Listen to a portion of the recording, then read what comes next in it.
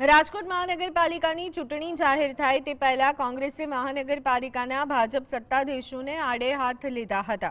રાજકોટ પ્રદેશ કોંગ્રેસના કાર્યકારી અધ્યક્ષ ઇન્દ્ર વિજયસિંહ ગોહિલે રાજકોટ મહાનગરપાલિકા તંત્ર શહેરીજનોને આપવાની સુવિધાઓમાં નિષ્ફળ ગઈ હોવાના પોસ્ટર સાથે પોતાની રજૂઆત કરી છે। ઇન્દ્ર વિજયસિંહ ગોહિલે ટીઆરપી ગેમ ઝોનની આગકાંડ હોય કે મેયર સ્ટેન્ડિંગ કમિટીના ચેરમેનના ગેરકાયદેસર બંગલોના બાંધકામના મામલે પણ આકરા પ્રહાર કર્યા। જે રાજકોટના રોમ બનાવવાની વાતો થતી હતી તે ભ્રષ્ટાચારનું કેન્દ્ર બન્યું હોય તેવો પણ આરોપ લગાવ્યો છે કે રાજકોટને રોમ બનાવશું, સુરતને શાંઘાઈ બનાવશું, પરંતુ વાસ્તવિક પરિસ્થિતિ સમગ્ર રાજ્યના શહેરોની આજે ખૂબ દયાજનક બની ચૂકી છે। ફાયર સેફટી જે સૌથી અગત્યનો પ્રશ્ન છે, આપણે જેમ ટીઆરપી ગેમ ઝોન કાંડમાં જોયું કે અનેક યુવાનો જીવતા સળગી ગયા, આવો જ બનાવ સુરતમાં પણ તક્ષશિલા કાંડનો એક થયો હતો, પરંતુ ત્યારબાદ